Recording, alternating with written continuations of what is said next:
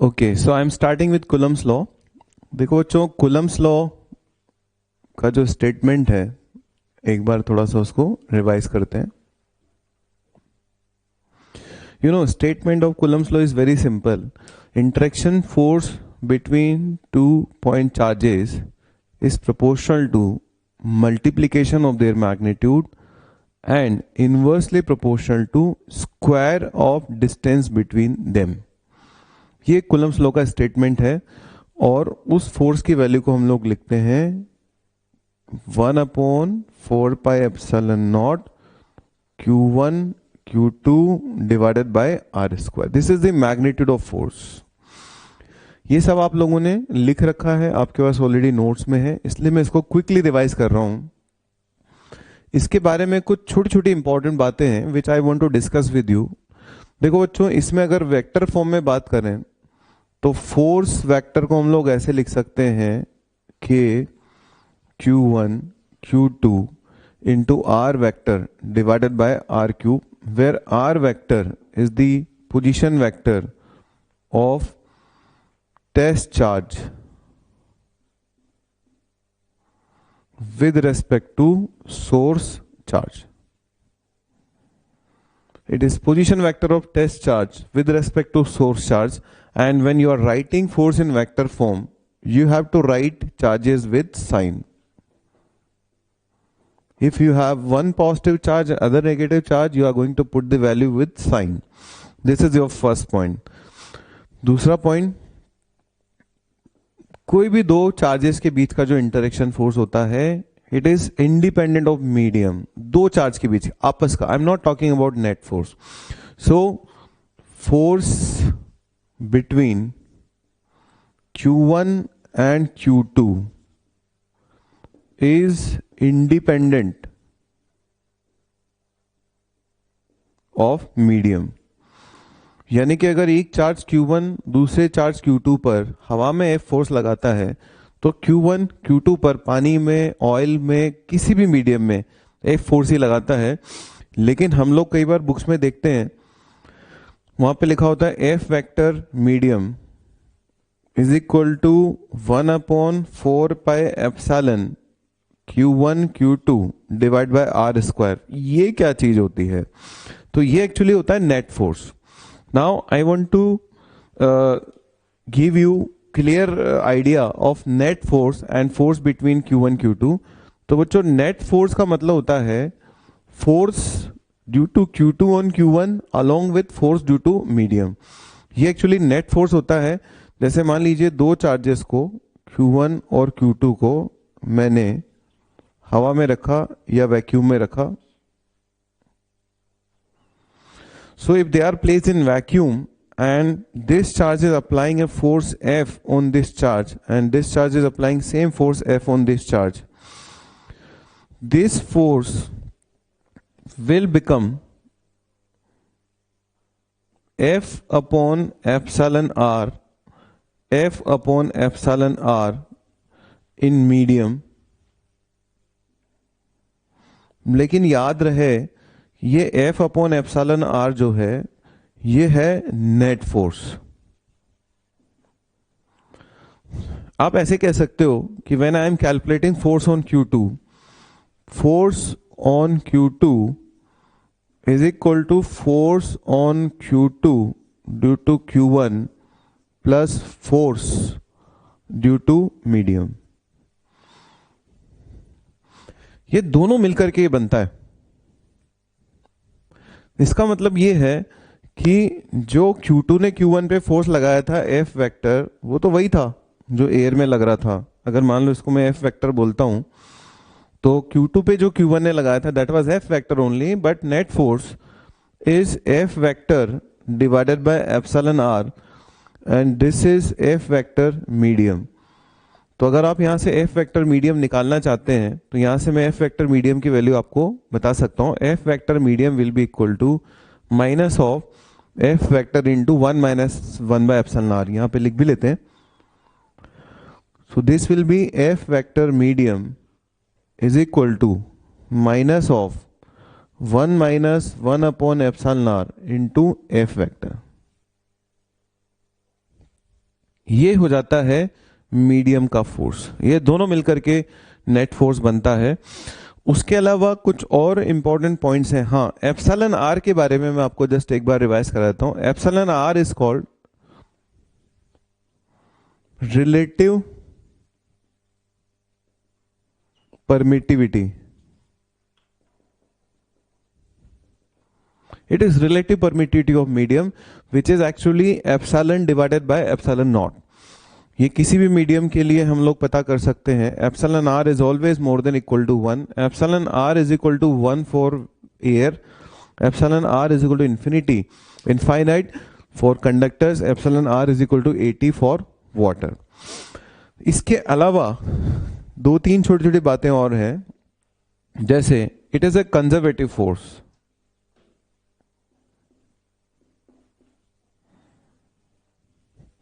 It is a conservative force, it is a central force.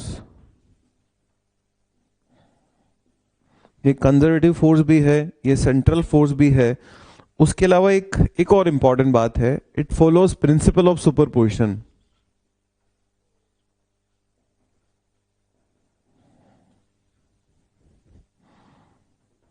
Principal of superposition.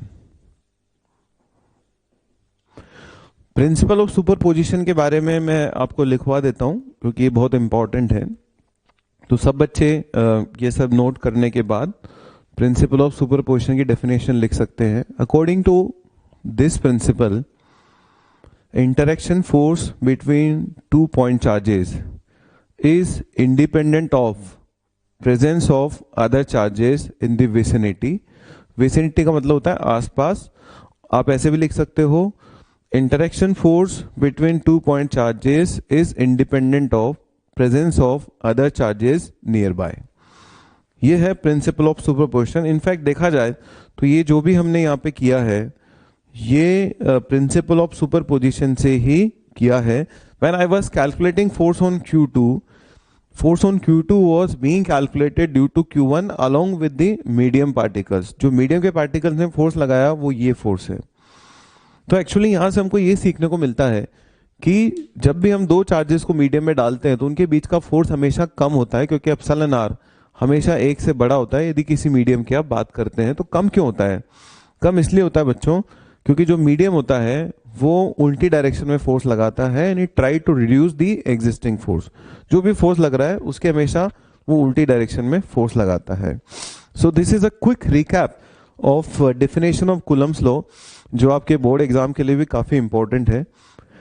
अब हम कुछ एक छोटे छोटे एग्जाम्पल्स लेकर के एक बार फिर से याद करेंगे कि कूलम्स लॉ में हमने क्या क्या किया था, किस तरह के एग्जाम्पल्स इसमें पूछे जाते हैं। कूलम्स लॉ एक्चुअली एक फंडामेंटल पार्ट है इस चैप्टर का, और एक तरह से आप पूरा 11th कूलम्स लॉ के थ्रू रिवाइज कर सकते हैं। और 11th में जैसे आप लोगों ने एसएचएम पढ़ा था, 11th के अंदर आप लोगों ने आरबीडी पढ़ी थी, 11th के अंदर आप लोगों ने वर्क पावर एनर्जी पढ़ी थी। Everything can be covered in Coulomb's law अगर हम चाहें तो मैं जस्ट कुछ क्वेश्चन से स्टार्ट कर रहा हूं, जिसमें सबसे पहले हम फोर्स की कैलकुलेशन करेंगे। You have a charge Q here, another charge Q here, and distance between the charges is 2a.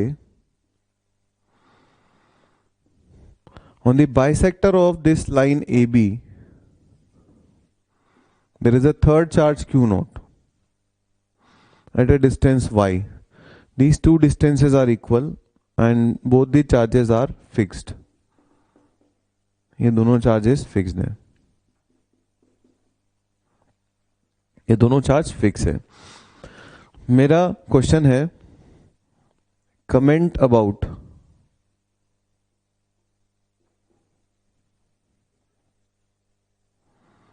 Acceleration of Q not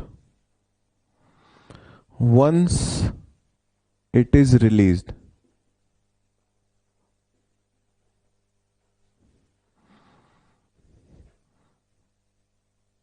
at point P। Neglect gravity. मान लो कि ग्रेविटी नहीं है। You have to comment about acceleration of this point charge Q naught. तो सबसे पहले तो बच्चों हम लोगों को, चलो मैं आपको एक काम आप ये कर सकते हो, अभी मैं घड़ी चालू कर रहा हूँ, आप लोगों को 3 मिनट का टाइम मैं दे रहा हूँ, इस 3 मिनट में आप इस क्वेश्चन को ट्राई करोगे, ठीक है? तो आप मेरे वीडियो को पॉज करेंगे और 3 मिनट की घड़ी आपकी चालू होगी और उसके बाद आप इस क्वेश्चन को फिर आप 3 मिनट बाद पूरा सॉल्व करके सॉल्यूशन देखेंगे कि करने क्या वाले हो, ठीक है? तो अब मैं आपको इसका सॉल्यूशन बता रहा हूँ। मैं तो कंटिन्यूस रिकॉर्ड कर रहा हूँ, लेकिन आपको 3 मिनट का पॉज लेकर के इसको देखना है।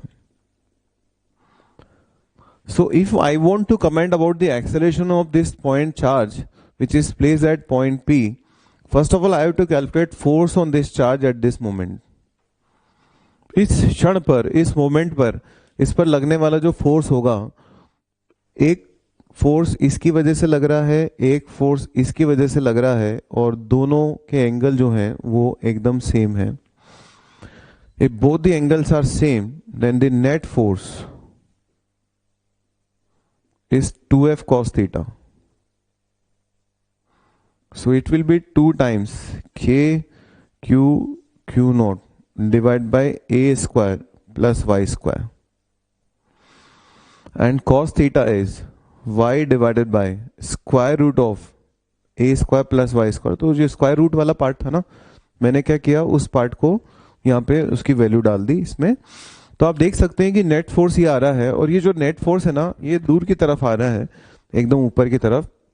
आई want to comment about the acceleration. अब आप बताओ बच्चों, इसको देख करके आप क्या कमेंट करोगे? कमेंट का मतलब ये है कि मैं आपसे जानना चाहता हूं कि एक्सेलेरेशन कांस्टेंट है, एक्सेलेरेशन कंटिन्यूसली बढ़ रहा है, एक्सेलेरेशन कंटिन्यूसली घट रहा है, उस तरह का कमेंट मैं आपसे जानना चाह रहा था। एक तरह से पूरा एनालिसिस, क्योंकि इसके मल्टीपल करेक्ट ऑप्शन बन सकते हैं। If y is equal to फलाना, this will be the correct answer. If y is equal to ढिकाना, this will be the correct answer. तो there can be various options.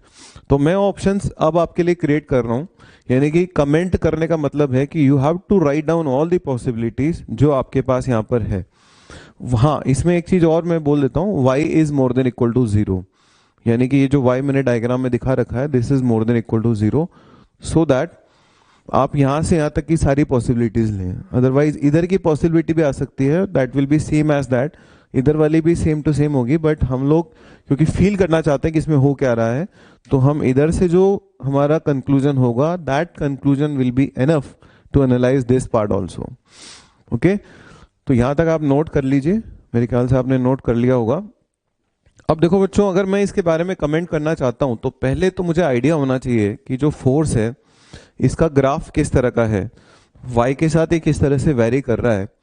तो if you plot the graph of force versus y, I am plotting force here and y here, आप देख सकते हैं वो y divided by a square plus Y square to the power 3/2 into some constant, इस type का फोर्स है वो। ये y tending to infinity, when y is very large as compared to a, this will tend to 0.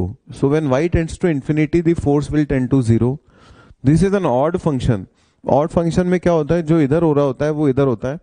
इसका मतलब जब y tend to infinity होगा फोर्स 0 होगा, जब y tend to minus infinity होगा तब भी फोर्स 0 होगा। आप एक काम और कर सकते हैं, इसको डिफरेंशिएट कर सकते हैं, df डिवाइड बाई dy, और 0 के बराबर करिए। जब आप इसको डिफरेंशिएट करके 0 के बराबर करेंगे तो you will find out 2 critical points at plus minus 2a by root 2, sorry a by root 2। Differentiate करके देख सकते हैं, denominator into differentiation of numerator minus numerator into differentiation of denominator divide by denominator का square. इससे मुझे याद आया बच्चों, आपके लिए एक काम और है। आप लोग आज इस लेक्चर के बाद you have to revise entire integration and differentiation along with the vectors, because I will be needing all of them all together. तो आप इंटीग्रेशन के सारे फॉर्मूले रटेंगे आज, डिफरेंशिएशन के फॉर्मूले रटेंगे, and then you have to revise dot product, cross product and entire जो भी आपने पढ़ा था वेक्टर्स के अंदर, वेक्टर एडिशन खास तौर पे मेरे को उसकी जरूरत पड़ेगी, तो आप उसको एक बार रिवाइज करेंगे आज जाके। अभी मतलब आज तो ऑलरेडी घर पे हो, तो घर पे रिवाइज करोगे। इसमें हम देख सकते हैं कि plus minus a by root two दो क्रिटिकल पॉइंट है। इसका मतलब एक क्रिटिकल पॉइंट इधर है, एक क्रिटिकल पॉइंट इधर है, और आप सेकंड ऑर्डर डेरिवेटिव करके चेक कर सकते हैं। एक एक्चुअली मैक्सिमा है, एक मिनिमा है। क्योंकि ये फोर्स है, एक वेक्टर क्वांटिटी है, इसका हमेशा मैग्नीट्यूड चेक किया जाता है। तो मैग्नीट्यूड वाइज दो जगह पे फोर्स का मैक्सिमा आता है, एक ए बाय रूट टू पे और एक minus a by root two पे। So if I plot the graph, graph will look like this. When y is equal to 0, force is 0. So graph is passing through this point as well. अब बच्चों मेरे ख्याल से मेरा पूरा जो analysis है वो यहां से तैयार किया जा सकता है। एनालिसिस रिपोर्ट ये है, क्या रिपोर्ट है?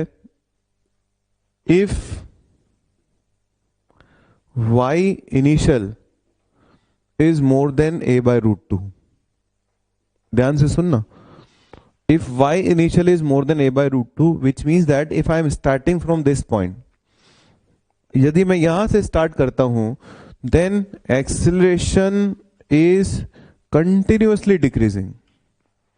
If y initial is more than a by root 2, then acceleration is continuously decreasing.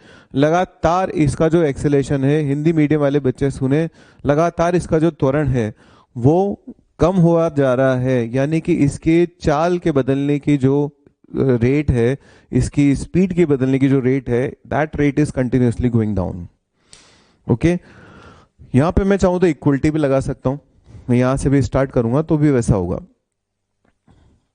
If y initial is less than equal to a by root two, not equal to, if y initial is less than a by root two, यदि आप यहां कहीं से start करते हैं तो आपका जवाब काफी इंपॉर्टेंट होगा। Acceleration will increase then decrease. पहले इसका एक्सेलेरेशन बढ़ेगा और फिर उसके बाद इसका एक्सेलेरेशन घटेगा। तो पहले बढ़ेगा फिर घटेगा। तो ये इसका एक तरह से ओवरऑल एनालिसिस है। अगर y बराबर जीरो है तो, क्योंकि मैंने आपको क्वेश्चन में पूछा था कि y इक्वल टू जीरो भी एक ऑप्शन है, तो y इक्वल टू जीरो होगा तो इसका जो एक्सेलेरेशन होगा दैट विल बी जीरो। तो बच्चों एक प्रॉब्लम तो ये हमने यहाँ पर करी। अब मैं इसी से एक और प्रॉब्लम जनरेट कर रहा हूँ। मेरे ख्याल से ये आपने नोट कर लिया होगा, एक बार फिर से देख लो। ग्राफ बनाने के लिए मैंने क्या किया, इस फंक्शन को एक बार डिफरेंशिएट किया, then I found that there is a maxima here a by root two पे। तो मैक्सिमा ऐसा था। मैथमेटिकली अगर देखा जाए तो there is a minima, technically it is a minima, but because f is a force, force negative होने पर उसका मैग्नीट्यूड देखा जाता है। तो फोर्स के मैग्नीट्यूड के दो मैक्सिमा है। अगर फोर्स के बजाय ये कोई मैथ्स का फंक्शन होता, सपोज करो ये x होता, तो ये x का मिनिमा है देखा जाए तो। लेकिन फोर्स में बच्चों क्या होता है, हमेशा मैग्नीट्यूड चेक किया जाता है। तो आपसे कोई पूछे कि कितनी जगह फोर्स मैक्सिमम हुआ, तो आपका जवाब होगा दो जगह, यहां पर भी मैक्सिमम और यहां पर भी मैक्सिमम हुआ। Now coming to the new problem, and I am generating a new problem from the same problem. मान लेता हूं ये चार्ज माइनस क्यू नॉट है।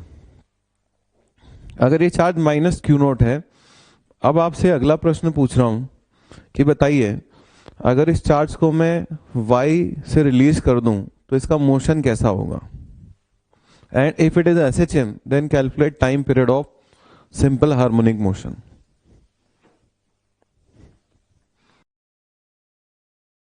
हमारा अगला प्रश्न, calculate time period of simple, पहला मतलब example number 2, first comment about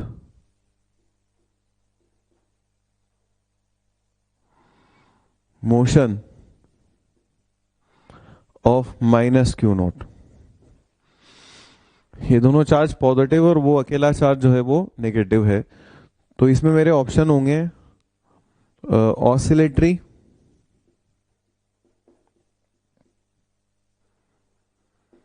and SHM, sorry oscillatory and periodic,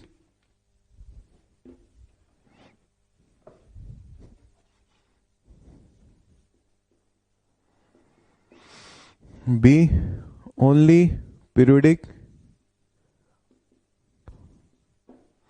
C SHM। देखो बच्चों, ये अब आपको फिर से 3 मिनट का टाइम लेना है। स्टॉप इट हियर, पॉज करिए, ट्राई करिए, 3 मिनट बाद फिर चालू करिए। इस क्वेश्चन में सबसे पहले हम वापस वही काम करेंगे। We are going to write force on the charge. This time this will be attractive force. जो फोर्स पहले ऊपर की तरफ लग रहा था वो किधर लग रहा होगा? नीचे की तरफ। इसके दोनों कंपोनेंट इधर आएंगे। When I write force I get 2k Q naught Q Y divide by A square plus Y square to the power 3/2। So पहला जवाब, यहाँ का जो जवाब है, मतलब यहाँ का जो आंसर है वो फिर से y पे डिपेंड करता है। If y initial is very small as compare to a, if y initial is very small as compared to a, this will be SHM।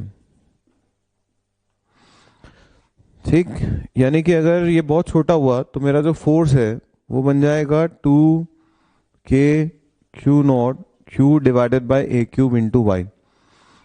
ये तो SHM है। इसका टाइम पीरियड भी आप निकाल सकते हो, 2 pi under root m upon this entire value. तो यदि मैं टाइम पीरियड भी इसका लिखना चाहूँ तो टाइम पीरियड लिख सकता हूँ 2 pi under root m divided by this entire expression goes here.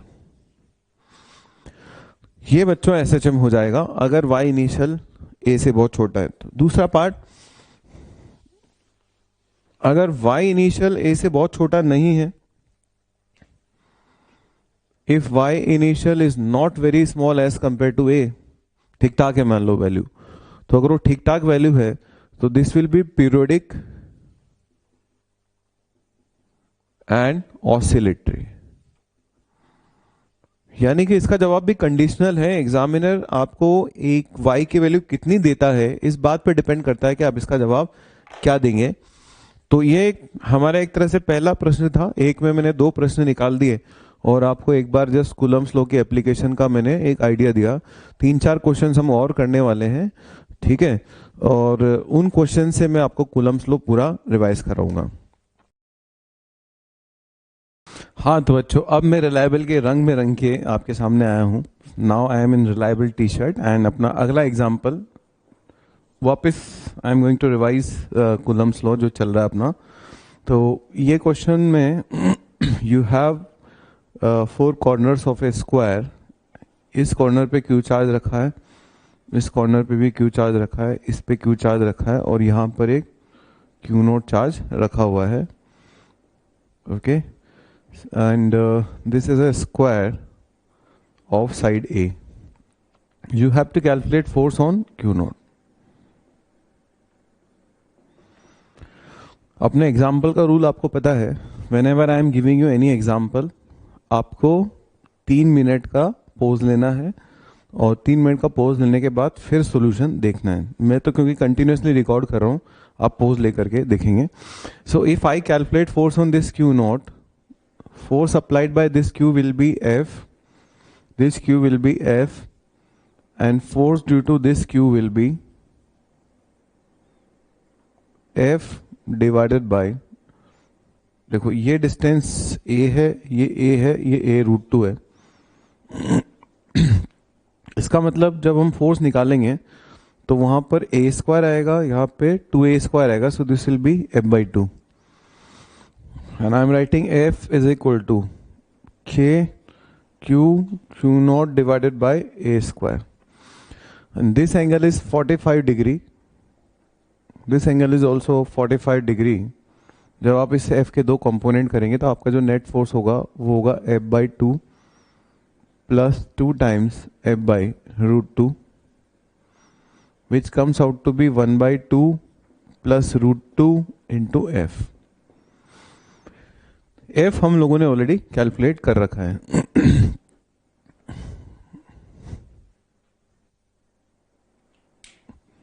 Okay, तो अगली प्रॉब्लम हम फिर से कूलम्स लॉ की लेंगे। हाँ, एसी बंद कर दो, कर दूं? अच्छा, कोई बात नहीं, fine. So next problem is again from Coulomb's law. आपको इनफ टाइम मिल गया इसको नोट करने का, आप इसको नोट कर सकते हो। Coming to the next problem, Coulomb's law again.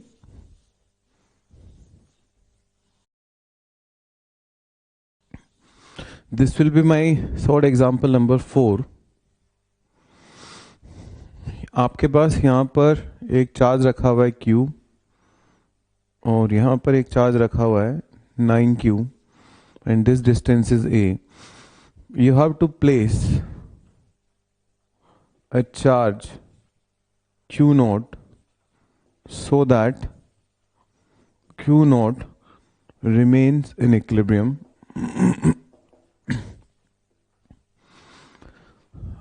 ठीक है, ये दोनों फिक्स चार्ज हैं.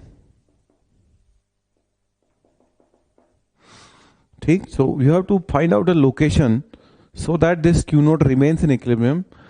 तो वो लोकेशन आपको बतानी है. Find out location.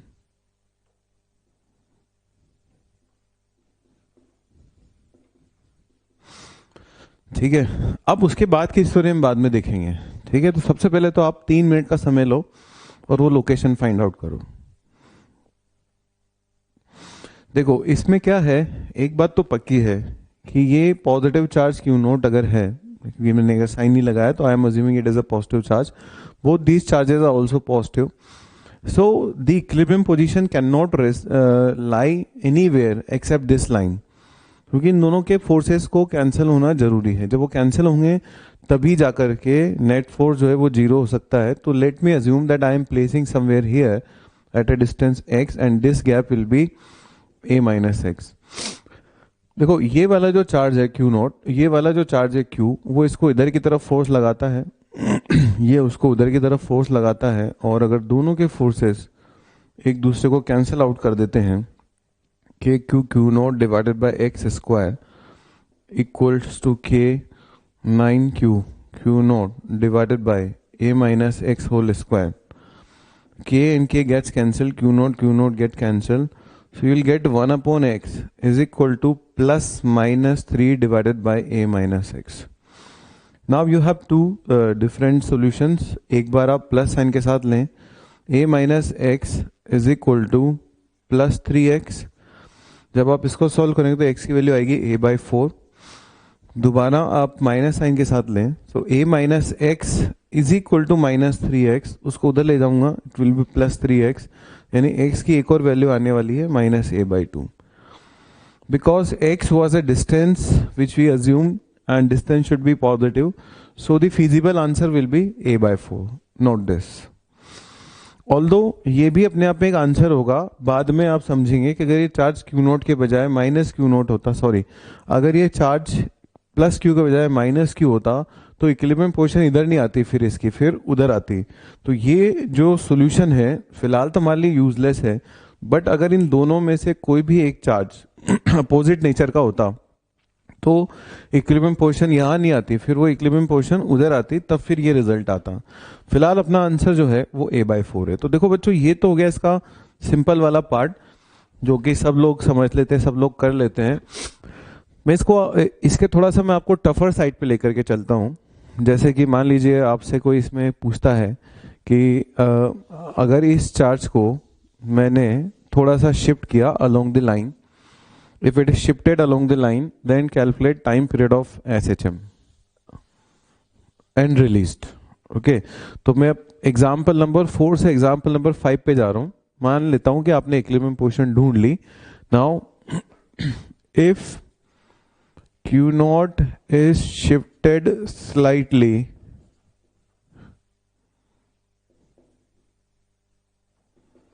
along the line joining,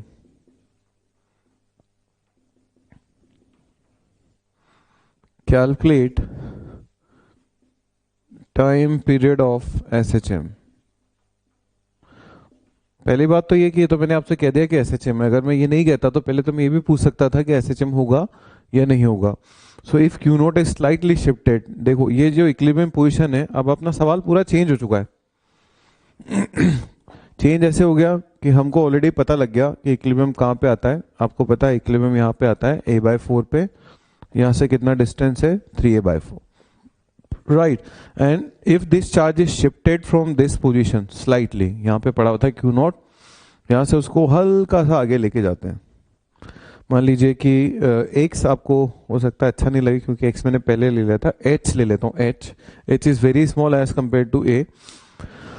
तो हमें प्रूव करना है पहले तो कि वो एस एच एम है। दूसरी बात, अगर वो एस एच एम प्रूव हो जाता है तो फिर उसका टाइम पीरियड पता करना है। तो सबसे पहले देखते हैं कि जब उसको इधर ले जाते हैं तो ये वाला जो चार्ज है अब इसको जोर से धकेलता है, एंड वो जो फोर्स आएगा that will be K 9q Q naught divided by 3a/4 minus H whole square. और ये जो फोर्स लगा रहा था पहले उससे थोड़ा कम लगाएगा क्योंकि उसका फोर्स बढ़ गया, इसका फोर्स घट गया, इसलिए जो रीस्टोरिंग फोर्स होगा that will be towards mean position. And if you are able to prove that this restoring force is proportional to H, you can say that this is HHM minus k q naught divided by a/4 plus h का whole square. आप इसके अंदर binomial theorem लगा सकते हैं, LCM लेना तो ठीक नहीं लग रहा तो मैं बाइनोमियल थ्योरम लगा रहा हूँ। तो एक काम करता हूँ, k 9q नॉट, यहाँ से तो मैं 9a² डिवाइड बाय 16 बाहर ले रहा हूँ, ठीक है। सपोज करो ये कोई नंबर है और वो नंबर पूरा पूरा मैंने बाहर ले लिया, वो सेम नंबर इसके नीचे आएगा। अब आप समझिए, मान लेता हूँ ये पूरा का पूरा जो नंबर है वो अल्फा है, तो आपके पास ऐसा कुछ बनेगा 1 माइनस एच अपॉन अल्फा का होल स्क्वायर। जब ये ऊपर जाएगा तो पावर में आ जाएगा -2, और जब बाइनोमियल लगाएंगे तो यहाँ पे आ जाएगा +2। इसका मतलब घूम फिर के आपके पास यहाँ बनने वाला है 1 + 2 times H divided by alpha. एक बार फिर समझिए, मान लेता हूँ ये 3a/4 अल्फा है, जब मैं इसको बाहर निकाल के लाता हूँ तो यहाँ हो जाएगा h बाई अल्फा, तो ये h बाई अल्फा हो गया। फिर क्या हुआ कि ये ऊपर चला गया तो ये पावर -2 होगी, -2 अंदर आया क्योंकि h by alpha is very small, तो ये +2h बाई अल्फा हो गया। तो ये देखो बच्चों, ये 2h और ये अल्फा। मेरी गणित इतनी अच्छी नहीं है इसलिए आप चेक करते रहना मेरे से कोई गलती हो तो, और अगर मान लीजिए कोई कैलकुलेशन एरर मेरे से हो जाती है तो यू कैन नेग्लेक्ट इट और अपने हिसाब से आपका जो आता है वो करें। इस केस में ये पूरा नंबर बाहर जा रहा है, so this will be h upon monkey, h upon monkey to the power, अब ये होगा 1 + h upon monkey to the power -2। इसका मतलब सॉल्व करेंगे तो ये हो जाएगा 1 - 2h divided by monkey, right. यहां से 9 से 9 कैंसिल हो गया। देखो आप जब सॉल्व करोगे ना तो ये जो फर्स्ट वाली टर्म है, जो इसमें 1 वाली टर्म है और इसमें जो 1 वाली टर्म है कैंसिल हो जाएगी। 16 नीचे है, ये ऊपर चला गया, तो this will B 16k q not divide by a² into ये 3a/4 है, this will B 8h divided by 3a। Okay, this minus and minus will become plus, ठीक। 16 इसमें भी आएगा तो यहां हो जाएगा बच्चों +8h डिवाइडेड बाय a। थोड़ा सा और घिसाई कर लेते हैं, एक काम करता हूं, यहाँ 3 और यहाँ 3, this will B 24 + 8 which is 32 और नीचे आ जाएगा 3a। 16 × 32 × q naught divided bye 3a³ × h। देखो बच्चों, यहाँ पर भूल चूक लेने देनी है, आप चेक कर लेना। मैंने जो कैलकुलेशन करा है मेरे हिसाब से ये आता है अपना constant of proportionality capital K, जो हम लोग SHM में कहते हैं ना, F proportional to X है and K is the proportionality constant. So if you want to calculate time period of SHM, it will be 2π m/K। ये वाला K यहाँ पे आएगा। Why I am trying to force you to do such nasty question? इतनी सारी calculation है, ऐसा इसलिए कर रहा हूँ बिकॉज JEE एडवांस में इस तरह के क्वेश्चन पूछा जाना कोई बहुत बड़ी बात नहीं होगी। इस तरह क्वेश्चन पूछा जा सकता है and they can easily frame integer here. This is a fantastic question, fantastic material for integer. तो ये एक अच्छा क्वेश्चन हो सकता है। कैलकुलेशंस एक बार आप फिर चेक कर लेना, लेकिन अल्टीमेटली थीम ये है, you will be getting some constant और उसके बाद इस तरह से आप टाइम पीरियड निकाल सकते हैं। Now one more thing, if this charge is shifted along this line it is stable equilibrium. आप लिख सकते हैं when the charge is shifted along line joining it is stable equilibrium. If it is not shifted along this line and shifted along any other line, then the equilibrium will not be stable equilibrium, it will be unstable equilibrium. यानी कि मैं इधर भगा दूं इसको थोड़ा सा तो भाग जाएगा, अगर इधर शिफ्ट कर दूं तो उधर ही भाग जाएगा. तो ये इस तरह से ये क्वेश्चन आपके एक बहुत अच्छे इंटीजर की तरफ लैंड करता है. इक्विलिब्रियम की प्रॉब्लम्स की बात चल पड़ी है तो हम लोग कुछ 3-4 क्वेश्चन, अब मैं 4 लास्ट क्वेश्चन कर रहा हूँ कूलम्स लॉ के, उसके बाद मैं अपने इलेक्ट्रिक फील्ड पे चलूंगा. और मैं ये मान के चल रहा हूँ, I am assuming that you have completed Coulomb's law and you have tried all the questions which are there in this sheet of Coulomb's law. Example number 6, आपके पास एक पेंटागन है, उस पेंटागन पे एक चार्ज Q है, एक charge -Q है, एक चार्ज जो है वो 3Q है, एक चार्ज और Q है और एक और चार्ज Q है, and one charge Q naught is placed at the centre and this distance is है. This is a regular pentagon.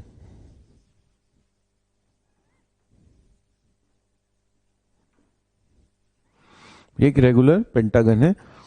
Question ये है कि आपको Q नोट पे फोर्स का मैग्नीट्यूड बताना है, या वेक्टर में भी बता सकते हैं, डायरेक्शन के साथ बताइए. ठीक है, तो फिर से मैं आपको इस क्वेश्चन को करने के लिए 4 मिनट देता हूं, क्योंकि क्वेश्चन थोड़ा सा टफर साइड पे है. यानी कि आप अपने वीडियो को 4 मिनट के लिए पोज करेंगे.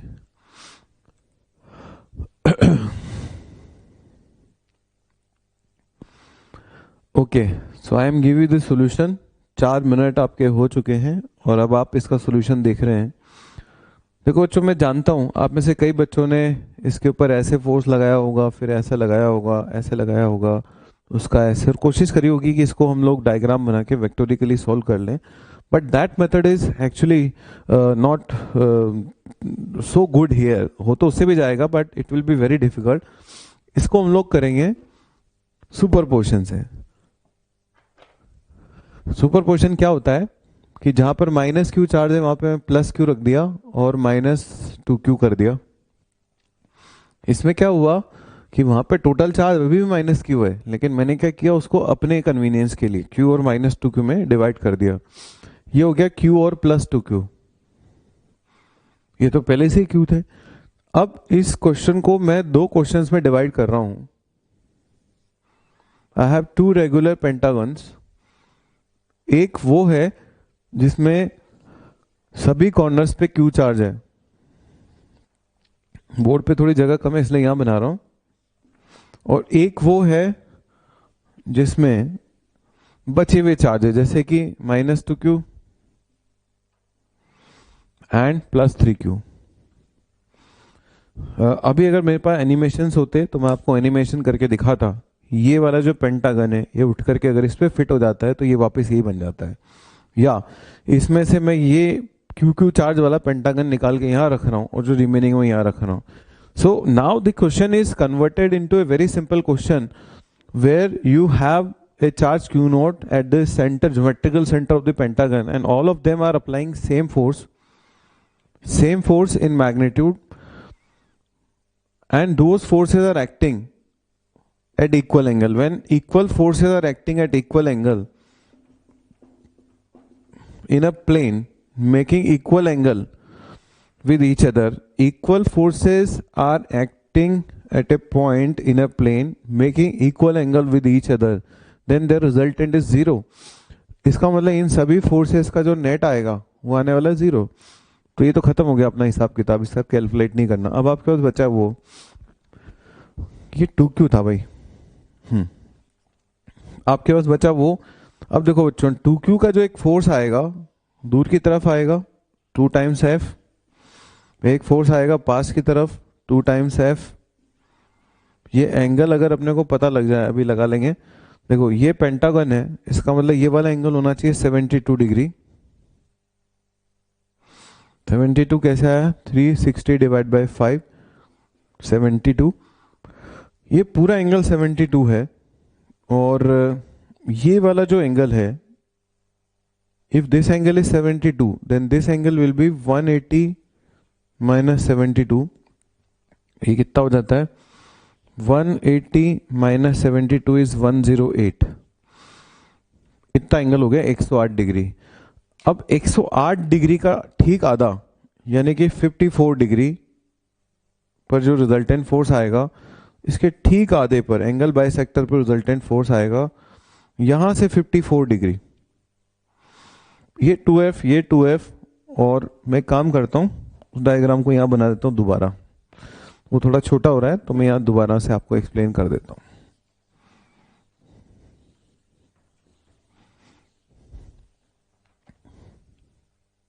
यस, ये है अपना सेंटर। एक फोर्स इधर लग रहा है 2F, एक फोर्स इधर लग रहा है 2F। ये जो पूरा एंगल है ये 108 है, और अगर ये पूरा एंगल 108 है तो जो रिजल्टेंट आने वाला है, because these two forces are equal, ये 54 और ये 54, तो जो रिजल्टेंट आने वाला है वो आने वाला है 2 times 2F cos 54। How to calculate F? F का मतलब है कि एक Q की वजह से फोर्स, तो जो F है वो है K Q naught upon R square, where R is this distance. This half angle is 36 degree. इसका मतलब ये चीज अगर R है तो R साइन 36। देखिए ये अगर R है तो R साइन 36 जो है वो है a/2। यहां से आप R की वैल्यू को यहाँ रिप्लेस कर सकते हैं and then you can easily calculate force. तो प्रॉब्लम थोड़ी टफर साइड पे है, इसका मैं एक लल्लू वर्जन आपको करवाता हूं। एक बार आप इसको नोट कर लीजिए, ध्यान से समझ लीजिए। 2 times 2F cos 53, 2F cos 53, 2F cos 53, this is 4F cos naught 53, 54, और F की वैल्यू है K Q naught divided by R square, where R is calculated this way. This is R sin 36 and R sin 36 is a/2 which I have already given to you. So now ये question थोड़ा tougher side पे देखो बच्चों, लेकिन IIT advance कोई भेदभाव नहीं करता कि ये कौन सा बच्चा है, ये हाइट में कम बच्चा है, ये गोरा बच्चा है, ये काला बच्चा है, ये जनरल कैटेगरी का बच्चा है, ये ओबीसी का बच्चा है, ये फलाने बैच का बच्चा है, ढिकाने बैच का बच्चा है। एडवांस है, वो अपना क्वेश्चन जैसा ही पूछने वाला है पूछेगा, तो टफ क्वेश्चन से घबराने का नहीं। हालांकि इसका एक लल्लू वर्जन हम करने वाले हैं ताकि किसी बच्चे को अगर इसके अंडरस्टैंडिंग में दिक्कत हो तो एटलीस्ट उस लल्लू वर्जन को करके अपने आप को कॉन्फिडेंट तो फील करवा सकता है। पर मैं सब बच्चों को सजेस्ट करूंगा कि इस तरह के टफ क्वेश्चंस भी वो ट्राई करें और आगे बढ़ें। Now my example number 6। ठीक, ये मेरा सेकंड, मतलब इसके बाद 3 एग्जांपल और करूंगा कूलम्स लॉ पे, उसके बाद फिर कूलम्स लॉ नहीं, फिर मैं नया पढ़ाऊंगा जो कि मुझे पढ़ाना है। So this is a regular hexagon.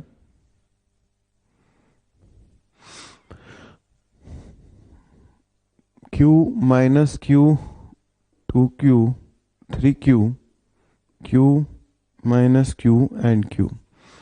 यहां पर एक चार्ज पड़ा हुआ है Q naught. You have to calculate force on Q naught. हम लोग सेम चालाकी फिर से कर सकते हैं। क्या कर सकते हैं, इसको 2 हिस्सों में तोड़ दें, Q और 2Q। यहाँ पे प्लस Q भी रख दें और माइनस 2Q भी रख दें। यहाँ पे प्लस Q भी रख दें और माइनस 2Q भी रख दें। और जैसा कि मैंने आपको पहले बताया था, अब देखो ये तो अपने तोड़ दिया 2 हिस्सों में, यहाँ पर भी 2 हिस्से हो गए, यहाँ पर भी 2 हिस्से हो गए। आपको मैंने थोड़ी देर पहले बताया था कि इसको हम 2 डायग्राम्स में कन्वर्ट कर लेंगे एंड फोर्स ड्यू टू एक Q, फोर्स ड्यू टू एक Q, यानी हर कॉर्नर का एक Q चार्ज अगर हम लें तो उनका जो फोर्स है वो मिलाकर के कितना आने वाला है बच्चों, 0। So now you are left with these 3 charges. आपके पास ये 3 चार्ज बस बच गए और आपको उन 3 चार्ज का फोर्स लिखना है इस Q नॉट के ऊपर। सबसे पहले तो देखो ये अट्रैक्टिव फोर्स लगाएगा 2 टाइम्स F, ये भी अट्रैक्टिव फोर्स लगाएगा 2 टाइम्स F, और ये रिपल्सिव फोर्स लगाएगा 2 टाइम्स F। बहुत शानदार प्रॉब्लम हो गई है। और जैसा कि आप जानते हो ये वाला जो एंगल है, ये वाला एंगल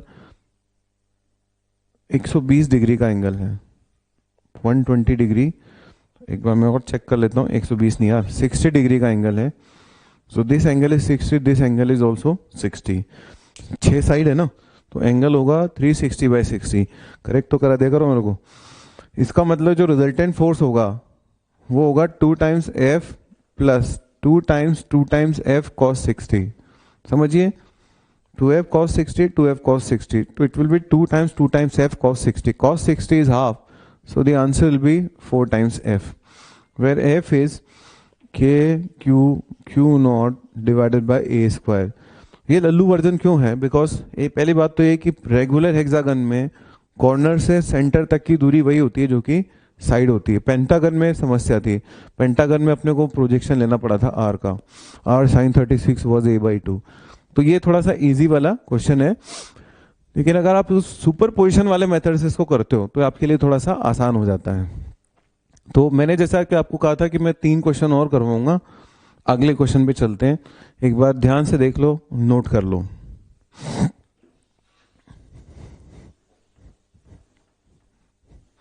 आईआईटी एडवांस में जो अगला क्वेश्चन मैं कराने जा रहा हूं, उस तरह के बहुत सारे क्वेश्चन पास्ट में आए हैं। This is a very good question. एक रस्सी, 2 रस्सियों से जो कि नॉन कंडक्टिंग रस्सियां हैं जिनकी लेंथ सेम है, हमने 2 बराबर चार्ज बराबर मास के, स्पेशली 2 छोटी छोटी बॉल्स हैं, ये स्मॉल बॉल्स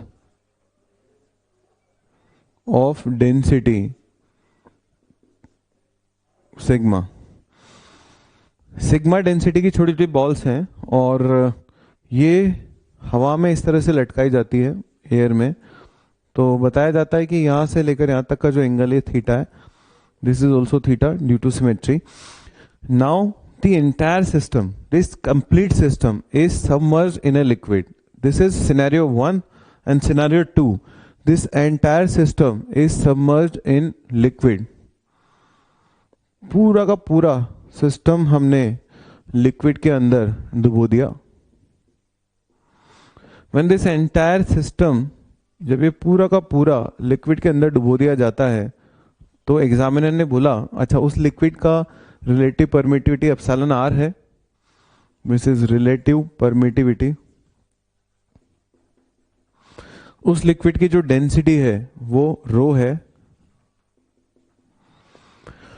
तो फिर अगर एंगल भी मैंने दे दिया, सब डेटा मैंने दे दिया, तो फिर मैं पूछ क्या रहा हूं?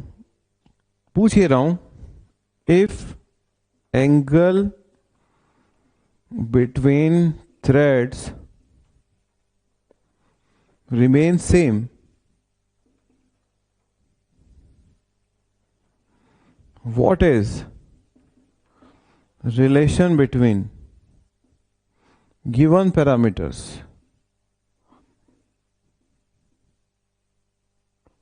कौन कौन से पैरामीटर हैं? Sigma, rho and epsilon are.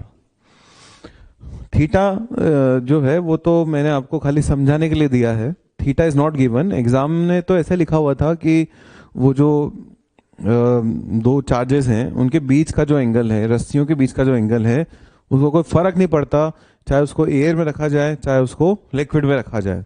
So you have to find out relation between these parameters.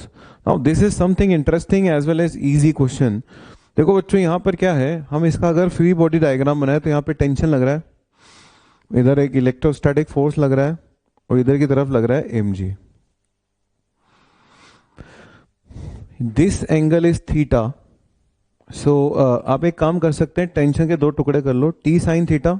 बताओ t साइन थीटा किसको बैलेंस करेगा? तो t sine theta will be balancing f। दूसरा टुकड़ा t कॉस थीटा, t असल में रस्सी में है, t cos theta will be balancing mg. So if you divide both of them, you will get tan theta, which is equal to f divided by mg. This is your relation number 1. ये अपना पहला relation है। अब मुद्दे की बात आती है कि जब मीडियम में हम लोग बात करेंगे तो what is the difference in the medium? क्या फ्री बॉडी डायग्राम सेम आएगा? क्या फ्री बॉडी डायग्राम में कोई अंतर आएगा, डिफरेंस आएगा? तो हाँ भाई आएगा। क्या डिफरेंस आएगा फ्री बॉडी डायग्राम में? टेंशन पता नहीं क्या होगी, टी प्राइम, टेंशन में चेंज आएगा। इलेक्ट्रिक फोर्स, अब इस पे जो इलेक्ट्रिक फोर्स आएगा that will be F upon epsilon R. याद रहे I am writing net electric force. This is not force due to this ball on that ball, this is net force on the ball. वो फोर्स जो कि medium ने, ये medium के अंदर बात चल रही है अपनी, जो कि मीडियम ने और इस बॉल ने मिला के लगाया. And the other force is mg. एक बार दिमाग लगाना, सब सही हो गया क्या? इज एवरीथिंग फाइन और I am missing out something? Yes, I am missing. क्या मिस कर रहा हूं मैं? Buoyancy force. क्योंकि एक मीडियम है और ये एक्चुअली लिक्विड है जिसकी डेंसिटी आपको मैंने दे रखी थी. अब लिक्विड नहीं भी हो, मान लो एयर है और इधर एयर है और उधर कोई डेंसर मीडियम है एयर वाला, एयर जैसा, तो एयर को भी आप फ्लूइड की तरह मान सकते हैं और वो बॉयंसी फोर्स उसके ऊपर लगाएगा. ये छोटी छोटी बॉल्स अपन ने दे रखी है. इसका मतलब ये हुआ बच्चों कि ये जो एफ बी है इसकी वैल्यू भी हमको लिखनी पड़ेगी. तो वो होगी m upon rho. M upon rho क्या चीज है? Volume of the ball into sigma into g. क्या फॉर्मूला होता है बॉयंसी फोर्स का? Density into volume submerged into g. So this is the density, sorry, this is the density, this is volume submerged and this is G. हम लोग फिर से वो angle ले सकते हैं क्योंकि एग्जामिनर ने बोल रखा है, और यहाँ से फिर से tan थीटा के वैल्यू निकालेंगे. एक बार I will write t dash sine theta equal to this, एक बार I will write t dash cos theta is equal to this minus this. इसका मतलब जिस जगह f था ना, पहले यहाँ देखो ध्यान से, इधर फोकस करो, जिस जगह f था वहां पे क्या होगा? f divided by epsilon R. और जिस जगह mg था उस जगह क्या आएगा? mg minus buoyancy force. How much is buoyancy force? m divide by rho into sigma g. अब अपने को गिवन पैरामीटर्स में रिलेशन निकालना है. So if I want to relate the given parameters, I just need to compare the given two thetas. वो जो दो angles है ना बच्चों, वो मुझे बस कंपेयर करने हैं. जब मैं दोनों कंपेयर करूंगा, एफ से F divided by M G is equal to F divided by epsilon R divide by M G 1 minus sigma divided by rho. Right, तो एम जी तो कॉमन आ गया, ये हो गया. एम जी से एम जी कैंसिल हो गया, F से एफ कैंसिल हो गया. So you will get 1 minus sigma by rho is equal to 1 upon epsilon r. So this is the required relation between the given parameters. This is what they've asked in JEE Advanced exam long back.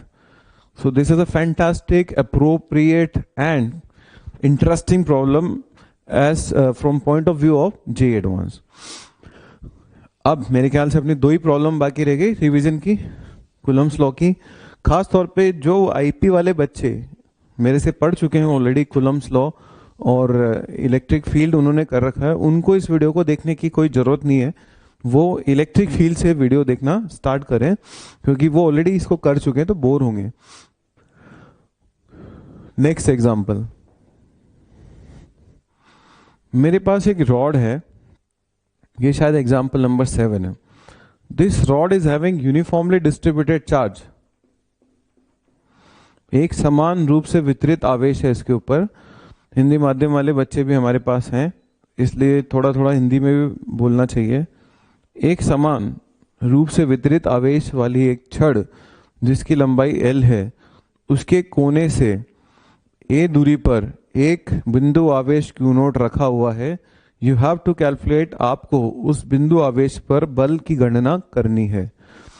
अब English में, uniformly distributed charge or a rod of uniformly distributed charge Q is placed in such a way that another charge Q naught, point charge Q naught, is at a separation A as shown in figure. You have to calculate force on Q naught. तो अब देखो बच्चों, इसके लिए आपको मैं 3 minute देता हूँ वापस. आप अपने वीडियो को पॉज करें, 3 मिनट में इसको ट्राई करें और फिर हम इसको डिस्कस करेंगे. बहुत सारे बच्चे इसका सारा चार्ज सेंटर पे मान लेते हैं, वो धड़ाधड़ फोर्स लिख देते हैं, लेकिन वो गलत है बच्चों. जिस तरह से सेंटर ऑफ मास होता है, सेंटर ऑफ चार्ज उस तरह से नहीं निकलता. अगर इसका सेंटर ऑफ मास में आपसे पूछता तो डेफिनेटली मिड पॉइंट पे आता, बट सेंटर ऑफ चार्ज थोड़ा ना मिड पॉइंट पे आएगा.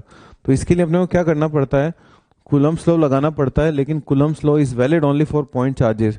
So you have to divide this entire rod into small pieces like this. छोटे छोटे अल्पांशों में इसको आपको तोड़ना है और एक एक अल्पांश का फोर्स उस पर लिखना है और जोड़ना है. Let me consider a very elementary, very small element of length dx at a distance x, and I am going to write force due to that elementary charge k q naught into q divided by l into dx, k q1 q2 divided by x square, and you are going to integrate it from a to a plus l. Because limit लगाना is very important. कई बच्चे ना limit गलत सलत लगा देते हैं. आपका पहला एलिमेंट कहाँ से स्टार्ट हो रहा है, तो अपने मन से अपने आप से पूछिए ए डिस्टेंस से. आखिरी एलिमेंट कहाँ पे खत्म हो रहा है, तो कहाँ पे खत्म हो रहा है, ए प्लस एल पे. आपने सीधा जोड़ कैसे दिया? क्या हम ऐसे हर बार फोर्स को जोड़ सकते हैं? नहीं, हम सिर्फ तब जोड़ सकते हैं when forces are acting in one direction. एक ही दिशा में जब बल लगते हैं तब जोड़ सकते हैं. तो क्या ये सारे बल एक ही दिशा में लग रहे थे? यस. यस और नो? यस. चलो, कैमरामैन से हम लोग पूछ रहे थे, मैंने आपकी तरह ज्यूम कर लिया कैमरामैन को. So now I am going to integrate it. It will be k q naught Q divided by L. On integration I will get 1 upon a minus 1 upon a plus L. This is net force. थोड़ा सा और better तरीके से इसको लिख सकते हैं, L divided by A into A plus L. एक इंपॉर्टेंट एनालिसिस यहाँ से कर सकते हैं. If A is very large as compare to L, तो अगर A बहुत बड़ा हुआ, this force will convert into K Q naught Q divided by A square. In any situation, whenever you have a charge of finite size and if you are at a very large distance from that charge, you can consider that charge like a point charge. जैसे मैं आपसे एक question और पूछ लेता हूँ, लगे आता हूँ. मेरे ख्याल से वो कूलम्स लॉ का आखिरी एग्जाम्पल होगा जो मैं लेने वाला हूँ अभी. कूलम्स लॉ में हम बहुत सारे एग्जाम्पल्स लेते हैं और वो इसलिए भी लिया जाता है बिकॉज वो फंडामेंटल होता है. लेकिन जैसा कि मैंने आपको बताया था, we are just revising, so I am taking few of the examples. मान लीजिए मेरे पास एक डिस्क है. उस डिस्क का जो चार्ज है वो 10 माइक्रोकूलम है और उसकी जो रेडियस है वो 5 सेंटीमीटर है. और उस डिस्क से 10 मीटर की दूरी पर एक दूसरा चार्ज रखा हुआ है 5 microcoulomb, and you have to calculate force on that charge.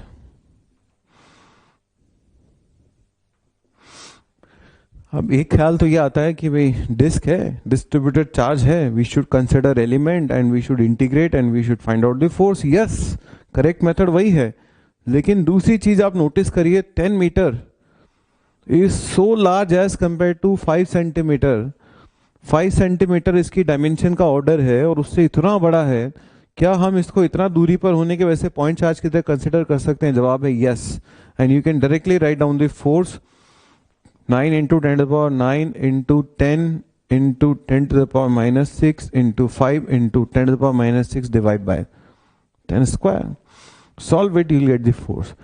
अर्थात ये जो डायमेंशंस है, इनके ऑर्डर को यदि आप चेक करेंगे तो आपको कई बार बहुत सारी अच्छी चीजें मिलेंगी और बिना कोई इंटीग्रेशन के आपको आंसर देने को मिलेगा. This disk will look like a point charge when you will observe from that point. आगे आप पढ़ोगे कि डिस्क का जब हम इस तरह से फोर्स निकालते हैं तो एक्चुअली उसका फोर्स ऐसे आता है,